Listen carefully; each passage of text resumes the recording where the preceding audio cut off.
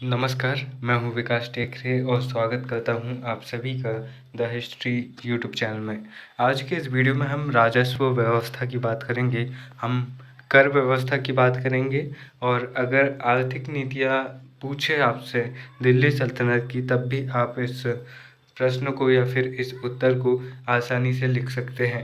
हम यहाँ पर दिल्ली सल्तनत में उस समय पर किस प्रकार के कर लगाए जाते थे और उनकी कर प्रणाली कैसी थी, ये समझने वाले हैं।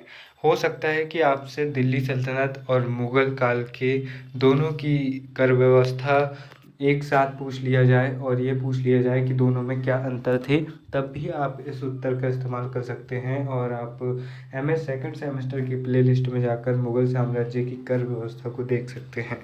तो दोस्तों, यहाँ पर जो इनकी कर व्यवस्था थी वो कुछ विशेष कर इनके थे जो इन्होंने अपने मन से लगा दिए थे। उसके अलावा जो धार्मिक आधार पर इनके कर थे वे 5 कर थे, जैसे उस्र है, ज़कात है, जजिया है। तो इन करों के बारे में हम बात करते हैं। तो पहले उस्र आता है, तो यह मुसलमानों से लिया जाने वाला भूमि कर था, जिस पर भूमि पर प्राकृतिक साधनों से सिंचाई होती थी वहाँ से पैदावार का 10% भाग और जिस भूमि पर मनुष्यकृत साधनों से सिंचाई होती थी वहाँ से पैदावार का 5% भाग भूमि कर के रूप में लिया जाता था। तो ये क्या था? तो ये था उस्र। फिर उसके बाद में खराज नाम का कर जाता है। तो जो खराज कर था यह गैर मुसलमानों पर भूमि कर था, जो पैदावार के 1/3 से लेकर आधे तक विभिन्न सुल्तानों ने लिया।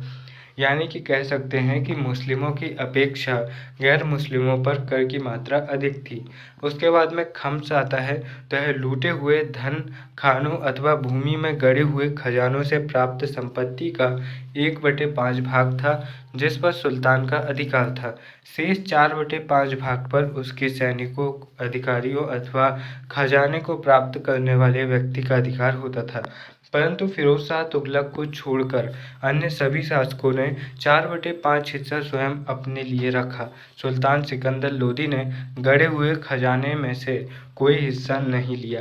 तो यहाँ पर जो खम्स था वह लूट के धन पर लगता था, गड़े हुए अगर कहीं से किसी को खजाना मिला है तो उस पर ये लगता था। ज़कात की बात करें तो यह मुसलमानों पर लगने वाला धार्मिक कर था, जो केवल धनवान मुसलमानों से ही लिया जाता था, जबकि निर्धन मुसलमानों से यह नहीं लिया जाता था। उनकी आय का 2.5% इस धन को केवल मुसलमानों के हितार्थ में ही व्यय किया जाता था। इसके अलावा एक और कर था जजिया कर। यह गैर मुसलमानों पर लगने वाला धार्मिक कर था। इस्लाम के कानून के अनुसार गैर मुसलमान, जिन्हें जिम्मी पुकारा जाता था, को एक मुसलमान शासक के राज्य में रहने का अधिकार नहीं था। इस कर को देने के पश्चात वे ही राज्य में शासक का संरक्षण और जीवन की सुरक्षा प्राप्त कर सकते थे। यानी कि एक तो खुद ही आक्रमणकारी की तरह भारत में आ गए और फिर ऊपर से इन्होंने इन शासकों ने, यहाँ पर हम बात कर रहे हैं शासकों की, ना केवल मुस्लिम संप्रदाय की, क्योंकि मुस्लिम संप्रदाय बहुत पहले ही दक्षिण भारत से एक सभ्य और समृद्ध परंपरा के साथ में आ चुका था। हम यहाँ पर उन आक्रांता शासकों की बात कर रहे हैं जिन्होंने न केवल हमारे ऊपर आक्रमण किया बल्कि हमारे ऊपर भर भर कर अत्याचार किए, और इनके अत्याचारों में सिर्फ गैर मुस्लिम नहीं थे बल्कि मुस्लिम संप्रदाय भी था। तो यहाँ पर अगर हम इन शासकों की बात करें तो इन्होंने न केवल हमें लूटा बल्कि हमारे ही घर में आकर ये हमसे कहने लगे कि अब तुम्हें इस घर में रहना है तो टैक्स देना पड़ेगा। तो यहाँ पर कुछ इस तरह से बात इन्होंने की थी। इसके लिए गैर मुसलमानों को 3 भागों में बांटा गया था। प्रत्येक वर्ग को क्रमशः 12, 24 और 48 दिरहम इस कर के रूप में देने पड़ते थे। स्त्रियाँ, बच्चे, भिखारी, लंगड़े, अंधे, साधु, पुजारी, वृद्धजन और वे व्यक्ति जिनकी आय का कोई साधन नहीं था वे इस कर से मुक्त थे। फिरोज शाह तुगलक ने दिल्ली के ब्राह्मणों पर भी यह कर लगाया, अन्यथा ब्राह्मण इस कर से मुक्त रहे थे। और इस कर की शुरुआत किसने की थी? तो मोहम्मद बिन कासिम से इस कर की शुरुआत हो गई थी, जिसने 712 ईस्वी में सिंध पर आक्रमण किया था और सिंध पर सबसे पहले इस कर को लगाया था। दोस्तों, व्यावहारिक आधार पर दिल्ली सुल्तानों ने इस कर को कठोरता से वसूल नहीं किया, क्योंकि उससे बहुसंख्यक हिंदू प्रजा के विद्रोही हो जाने का भय था, परंतु कानूनी तौर पर वे सभी इस कर को वसूल करते रहे थे। डॉक्टर बनारसी प्रसाद सक्सेना ने जजिया के संबंध में एक अन्य विचार प्रस्तुत किया है। डॉक्टर बनारसी प्रसाद सक्सेना का कहना है कि यह लगान से पृथक कर था। बरनी, अमीर खुसरो और निजामुद्दीन औलिया के अनुसार भी लगान के अलावा अन्य सभी करों को जजिया पुकारा जाता था। तो यहाँ पर कह सकते हैं कि इस समय पर जो कि सुल्तान उतने ज़्यादा शक्तिशाली नहीं थे, इसलिए इस कर को उतने बड़े पैमाने पर और कठोरता से नहीं वसूला जा रहा था, जैसे कि हम आगे औरंगज़ेब के समय में देखेंगे कि बहुत ज़्यादा अत्याचार हुए इस कर को वसूलने के लिए। उपयुक्त करों के अतिरिक्त मुसलमानों से वस्तु के मूल्य का 2 से 2.5% या 1.5% और हिंदुओं से 5% व्यापारिक कर लिया जाता था। घोड़ों पर 5% कर था, यानी कि घोड़े कर नहीं देते थे, या अगर आप घोड़े का व्यापार कर रहे हैं तो आपको 5% कर देना पड़ेगा। अलाउद्दीन खिलजी ने मकान कर और चारागाह कर भी लगाए थे, और फिरोज तुगलक ने राज्य की सिंचाई साधनों से लाभ प्राप्त करने वाली भूमि से उसकी पैदावार का 10% सिंचाई कर के रूप में लिया था। इसके अतिरिक्त मुद्रा की ढलाई, लावारिस संपत्ति और अमीरों एवं प्रांतीय सूबेदारों द्वारा की गई वार्षिक भेंटें भी सुल्तान की आय के साधन थे। सुल्तान का मुख्य व्यय सेना, अपने महल और महल के व्यक्तिगत खर्चों तथा विभिन्न पदाधिकारियों के वेतन में होता था। तो यहाँ पर कुछ इनकी कर व्यवस्था थी। तो यहाँ पर हमने कर व्यवस्था देख ली। दिल्ली सल्तनत की कर व्यवस्था को सिर्फ आप 5 पॉइंट से हैंडल कर सकते हैं, भले ही 5 नंबर में पूछ लिया जाए। खराज, आपको पहले उस्र लिखना है, फिर खराज लिखना है, फिर खुम्स लिखना है, फिर जजिया लिखना है, फिर ज़कात लिखना है। और आपको ये पता होना चाहिए कि कौन सा कर कहाँ लग रहा है, जैसे कि ज़कात मुस्लिमों पर लगने वाला धार्मिक कर, जजिया गैर मुस्लिमों पर लगने वाला धार्मिक कर, उस्र ये उन मुस्लिमों की भूमि पर लगने वाला कर है जो कि प्राकृतिक रूप से सिंचित होती है। साथ ही जो खम्स है वो लूट के धन पर लगने वाला कर है। तो इस तरह से आपको अगर ये पता है कि कौन सा कर कहाँ लग रहा है और कितने % लग रहा है, तो आप ये लिख कर रख लीजिए कि आपको पूरे में से पूरे नंबर मिलने वाले हैं। इसलिए उन 5 करों को ध्यान से याद रखिएगा। इसके बाद में हम दिल्ली सल्तनत की लगान व्यवस्था को देखते हैं, जो कि आर्थिक नीतियों के अंतर्गत ही आती है। इसलिए अगर दिल्ली सल्तनत का आर्थिक विकास पूछ लिया जाए तो कर व्यवस्था के साथ साथ आपको लगान व्यवस्था भी लिखना पड़ेगा। राज्य की भूमि 4 भागों में विभक्त थी। प्रथम भाग भूमि जो व्यक्तियों को दान के रूप में दी गई थी, इस पर राज्य कोई लगान नहीं लेता था। द्वितीय भाग भूमि जो मुक्तियों अथवा प्रांतीय बलियों के अधिकार में थी, इससे मुक्ति अथवा बलि लगान वसूल करते थे और अपने शासन के व्यय को पूरा करने के उपरांत बाकी धन सरकारी खजाने में जमा करते थे। तृतीय वह भूमि थी जो अधीनस्थ हिंदू राजाओं के आधिपत्य में थी और जो प्रतिवर्ष राज्य को निश्चित धनराशि देते थे। और जो चौथी भूमि थी वह खालसा भूमि थी जो केंद्रीय सरकार या सुल्तान की भूमि मानी जाती थी। तो यहाँ पर इन चारों को ध्यान में रखिएगा। इनको भी ठीक उसी तरह जैसे आपने कर व्यवस्था में 5 कर को लिखा और कौन सा कर कहाँ लगता है कॉलम बना के लिखा, उसी तरह अपने नोट्स में इन चारों को भी लिख लेना। जैसे कि जो खालसा भूमि थी तो सुल्तान की भूमि खालसा भूमि कहलाती थी, जिसमें सुल्तान के कर्मचारी लगान वसूला करते थे। इस चौथी प्रकार की भूमि की लगान व्यवस्था का उत्तरदायित्व सुल्तान और उसके कर्मचारियों पर था। इसके लिए राज्य ने प्रत्येक सिख यानी कि प्रत्येक क्षेत्र में आमिल नाम के एक अधिकारी को नियुक्त किया था जो कर वसूलता था। वह पटवारी, चौधरी, मुकद्दम, कानूनगो, खूत आदि पैतृक अधिकारियों की सहायता से लगान वसूल करता था। इस प्रकार राज्य के कर्मचारियों का किसानों से प्रत्यक्ष संपर्क न था, बल्कि वे वंशानुगत और परंपरागत चले आ रहे गांव अथवा जिले के अधिकारियों से संपर्क रखते थे और वही किसानों से लगान वसूल करके उन्हें देते थे। मुक्ति और बलि के कार्यों की देखभाल के लिए सुल्तान ने ख्वाजा नामक एक अधिकारी की नियुक्ति की थी और केंद्रीय गुप्तचर भी सुल्तान को उनके संबंध में सूचनाएं देते थे। यानी कि यहाँ पर सुल्तान ने जो गांव के मुखिया, मुकद्दम, पटवारी है, जो पटेल हैं उनके ऊपर तो एक अधिकारी जिसे कहते थे आमिल, उसे नियुक्त कर दिया था। और जो मुक्ति और बली थे और इनकी कार्यों की देखभाल के लिए उसने ख्वाजा की नियुक्ति कर दिया था। साथ ही साथ एक इनके पैरेलल एक गुप्तचर व्यवस्था भी चल रही थी इनके समानांतर। और इस व्यवस्था का ये उद्देश्य था कि अगर कहीं पर भ्रष्टाचार होता है तो गुप्तचर सीधे शासक को बता सकते थे और शासक फिर इन्हें हटा सकता था। साधारण रूप में देखें तो संपूर्ण सल्तनत युग में किसानों को पैदावार का 1/3 से लेकर आधा भाग तक राज्य को देना पड़ता था। आरंभ में यह 1/3 ही रहा, परंतु अलाउद्दीन के समय में इसे आधा कर दिया गया।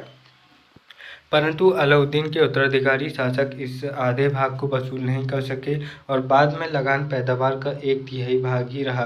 मोहम्मद तुगलक ने दोआब में कर वृद्धि करने का प्रयत्न किया, परंतु वह असफल रहा। साधारणतया राज्य लगान को सिक्कों के रूप में वसूल करता था, परंतु अलाउद्दीन खिलजी ने अपनी बाजार व्यवस्था के कारण दिल्ली के निकटवर्ती क्षेत्रों और दोआब में लगान गल्ले के रूप में वसूल किया। अलाउद्दीन और मोहम्मद तुगलक के अतिरिक्त किसी भी सुल्तान ने भूमि पैमाइश करके लगान लेने की पद्धति नहीं रखी, बल्कि पैदावार का अनुमान करके ही लगान भूमि को जब्त कर लिया था अथवा उसका पुनर्वितरित लगान निश्चित कर दिया था। इससे कई बार शोषण भी हो सकता था, जबकि अलाउद्दीन खिलजी पहले पैमाइश करता था कि कितना उत्पादन हुआ, उसके बाद में कर लेता था। उसने चौधरी मुकद्दम खुद और जमींदारों के विशेषाधिकारों को भी समाप्त कर दिया था। गयासुद्दीन तुगलक ने किसानों की भलाई के लिए यह निश्चित किया था कि किसी भी इक्ता यानी कि किसी भी प्रदेश, यहाँ पर सल्तनत में प्रदेश को इक्ता कहा जाता था और जो उसका मुखिया होता था उसे इक्तेदार कहा जाता था। और इस व्यवस्था को शुरू किसने किया था? तो इल्तुतमिश ने इस व्यवस्था को शुरू किया था, इक्तेदारी प्रथा को। और इसके अंतर्गत 1/11 से लेकर 1/10 भाग से अधिक वृद्धि न की जाए कर की।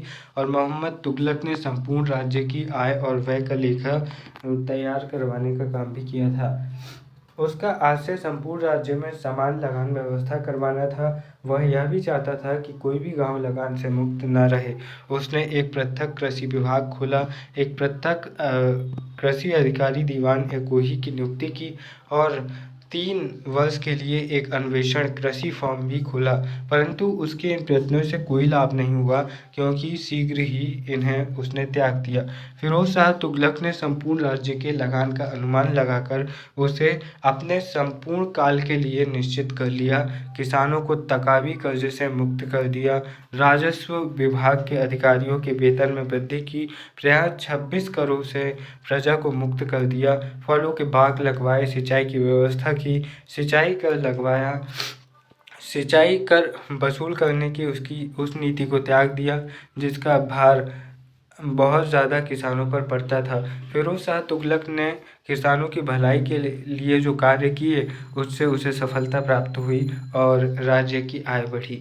लोधी सुल्तानों ने अफगान सरदारों को बड़ी बड़ी जागीरें प्रदान की, जिससे खालसा भूमि का क्षेत्र कम हो गया। सिकंदर लोधी के द्वारा भूमि की पैमाइश करके लगान को निश्चित करने के प्रयत्न में असफल हुए। दोस्तों, कई बार बड़े बड़े एग्जाम्स में नेट जेआरएफ जैसे एग्जाम में तक पूछ लिया जाता है कि जो सुल्तान थे वो किस भूमि पर लगान वसूलते थे। तो यहाँ पर बहुत सारे ऑप्शन रहेंगे और आप कंफ्यूज हो जाएंगे। यहाँ पर हो सकता है कि सल्तनत की भूमि, ये भूमि, वो भूमि, और ऑप्शन में एक आ जाए कि खालसा भूमि। अब आप सोचेंगे कि खालसा शब्द का संबंध तो भैया हम आगे देखते हैं, सिख समुदाय में हमें देखने को मिलता है कि खालसा पंथ की शुरुआत करते हैं गुरु गोविंद सिंह, तो हो सकता है ये तो नहीं होगा। लेकिन यहाँ आप कंफ्यूज हो सकते हैं, इसलिए ध्यान रखना कि जो सुल्तान की भूमि होती थी उसे खालसा भूमि कहते थे और सिर्फ खालसा भूमि में ही ये लगान वसूल करते थे, ठीक है, क्योंकि ये सीधे नियंत्रण पर इनके होती थी। दिल्ली सल्तनत के युग की लगान व्यवस्था में सिद्धांततः कुछ दोष रहे। भूमि की पैमाइश न करके अनुमान के आधार पर पैदावार पर लगान निश्चित करना किसानों के लिए लाभदायक नहीं हो सकता था, क्योंकि किसी क्षेत्र में कई बार नुकसान होता है, कहीं नहीं होता। जैसे एग्जाम्पल के लिए मोहम्मद बिन तुगलक ने जब दोआब कर व्यवस्था की और दोआब जो कि जो गंगा यमुना का मैदान है उत्तर प्रदेश क्षेत्र का, यहाँ पर बहुत ज़्यादा पैदावार होती है। तो यहाँ पर उसने क्या किया कि दोआब क्षेत्र में भारी कर वृद्धि कर दी और उस समय अचानक अकाल पड़ गया और इस बात का अंदाज़ा सुल्तान को नहीं था और जानकारी भी नहीं थी। तो इससे क्या हुआ कि किसानों में विद्रोह हो गया, क्योंकि एक तो उनका उत्पादन हुआ नहीं और ऊपर से बहुत ज़्यादा लगान उनसे वसूला जा रहा था, जिसके चलते किसान विद्रोह भी हमें इस समय पर कुछ देखने को मिलते हैं। जबकि अलाउद्दीन खिलजी इस मामले में काफ़ी बेहतर सिद्ध हुआ। उसने पहले भूमि की पैमाइश करवाई, अनुमान लगाया, उत्पादन देखा, उसके बाद में उसने कर लिया। तो यहाँ पर हम कह सकते हैं कि लगान अधिकारियों को मनमानी करने का अवसर इन शासकों की गलतियों से मिला और इसके अतिरिक्त साधारण भूमि ऊके पर भी दे दी गई। ऊके पर यानी कि सॉरी, यहाँ पर ठेका लिखा है लेकिन यहाँ पर ऊके जैसा दिख रहा है, तो ठेके पर दे दी गई। तो इससे किसानों ने कृषि छोड़ दी और ठेकेदार वर्ग का यहाँ पर जन्म हुआ और किसानों से अधिक लगान वसूल करने लगे और लगान के अतिरिक्त किसानों पर अन्य कर भी देने पड़ते थे। इस कारण किसानों पर कर का भार अधिक था। तो दोस्तों, यहाँ पर जो दिल्ली सल्तनत की लगान व्यवस्था थी और कर व्यवस्था थी वो हमने यहाँ पर समझने की कोशिश की है। यहाँ पर मुझे प्रेमचंद की एक कहानी याद आती है जो उन्होंने लिखी थी। उसका नाम तो मुझे याद नहीं आ रहा है, लेकिन यहाँ पर कुछ स्टोरी ये रहती है कि कृषि करना और कृषि करने से बहुत ज़्यादा बेहतर हो जाता है कि कहीं मज़दूरी करना। अंग्रेज़ों के समय में इतना ज़्यादा कर हो जाता है कि बहुत सारे किसान कृषि को छोड़कर और ज़मींदारों के बोझ में दबकर या फिर कर्ज़दारों के बोझ में दबकर किसानी छोड़ देते हैं और मज़दूरी करने लगते हैं। तो यहाँ पर भी उसका एक कुत्ता रहता है और इतनी ज़्यादा ख़राब परिस्थिति रहती है कि ठंड से बचने के लिए वो कुत्ते से लिपट कर सो जाता है और फिर बाद में उसका जब वो रात में ठंड से बचने के लिए आग जलाता है और आग सेकते सेकते वो कुत्ते से लिपट कर सो जाता है और उसी आग से उसका खेत जल जाता है। बाद में जब उसकी पत्नी उसे डांटती है और कहती है कि अब खेती छोड़कर हमें मज़दूरी ही करनी पड़ेगी, तो मन ही मन बहुत खुश होता है और सोचता है कि भला हुआ मैं इस खेती से छुटकारा मिलेगा जिसमें कोई भी फ़ायदा नहीं है, उल्टा साहूकार का कितना सारा कर्जा चढ़ गया है, तो अब मैं मज़दूरी करूँगा और खुश रहूँगा।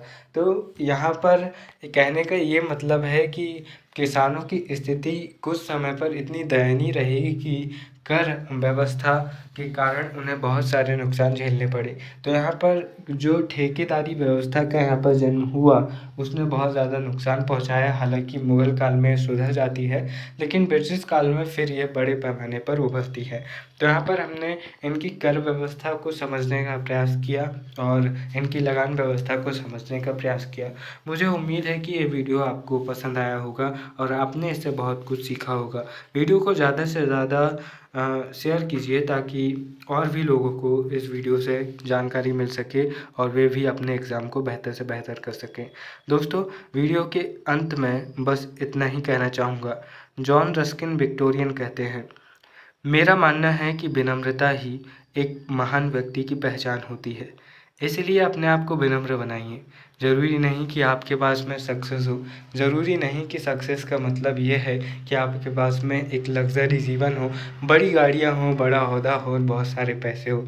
सक्सेस का मतलब है कि आपके आसपास 4 लोग हों जो आपकी सेहत के बारे में पूछे और आपसे पूछ सके कि आप कैसे हैं और आपसे प्यार करें। वही असली सफलता है कि आप अपने आसपास अच्छे लोगों को इकट्ठा कीजिए और अच्छे बनिए, और इसके लिए बहुत ज़्यादा ज़रूरी है कि आप विनम्र बनें।